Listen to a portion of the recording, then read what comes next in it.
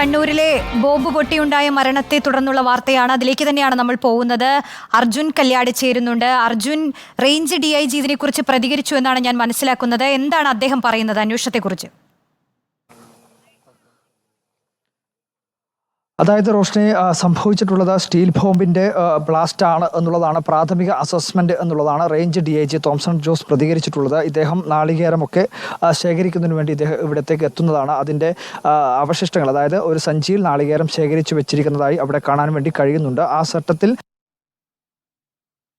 അവിടെ കിടക്കുന്നത് കണ്ട്, സ്റ്റീൽ പാത്രം കിടക്കുന്നത് കണ്ട് അങ്ങനെ അത് തുറക്കുമ്പോൾ ഇങ്ങനെ ഒരു സ്ഫോടനം സംഭവിച്ചതാണ് എന്നുള്ളതാണ് പ്രാഥമികമായിട്ടുള്ള നിഗമനം എന്നാണ് അദ്ദേഹം പറഞ്ഞിട്ടുള്ളത്. അതിൻ്റെ ഈ അപകടം സംഭവിച്ചതിൻ്റെ ഭാഗമായിട്ടുള്ള കൈയുടെ ചില കൈയുടെ ഭാഗങ്ങൾ ചിതറി കിടക്കുന്നതായിട്ടുള്ള ചില കാര്യങ്ങളും അദ്ദേഹം പ്രതികരണം നടത്തിയിട്ടുണ്ട്. അതായത് തുറക്കുമ്പോൾ കയ്യിൽ വെച്ചിട്ടുമാണ് ഇത്തരത്തിൽ ബ്ലാസ്റ്റ് നടന്നത് എന്ന് വേണം കരുതാൻ എന്നുള്ളതാണ് അദ്ദേഹം വ്യക്തമാക്കുകയും ചെയ്തിട്ടുള്ളത്. ഇതുമായി ബന്ധപ്പെട്ടുകൊണ്ട് ഈ വീട് ആൾതാമസമില്ലാത്ത വീടാണ്. അതുപോലെ തന്നെ സ്റ്റീൽ ബോംബാണ് ഇത്തരത്തിൽ സ്ഫോടനം നടന്നിട്ടുള്ളത് എന്നുള്ള കാര്യം കൂടി ഇതിൻ്റെ ഭാഗമായി അദ്ദേഹം പ്രതികരണത്തിൻ്റെ ഭാഗമായി സൂചിപ്പിക്കുന്നുണ്ട്.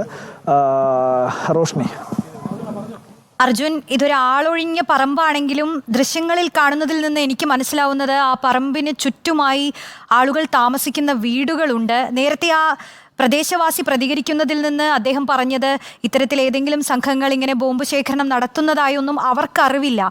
അപ്പോൾ ഇത്തരമൊരു പ്രദേശത്ത് ഇതെങ്ങനെ സംഭവിച്ചു, അതും ആ പ്രദേശവാസികളൊന്നും അറിയാതെ എന്നതും പ്രസക്തമാണ് അല്ലേ അർജുൻ? തീർച്ചയായിട്ടും റോഷ്നി, അങ്ങനെ തന്നെ വേണം നമ്മൾ കരുതാൻ. അതായത് ഇത് ആളൊഴിഞ്ഞ പറമ്പാണ്, 4 വർഷത്തോളമായി ആൾതാമസമില്ലാത്ത ഒരു വീടാണ് എങ്കിൽ കൂടി ഇതിന് തൊട്ടടുത്ത്, അതായത് ചേർന്ന് തന്നെ ആൾതാമസമുള്ള മറ്റ് വീടുകളുമുണ്ട്.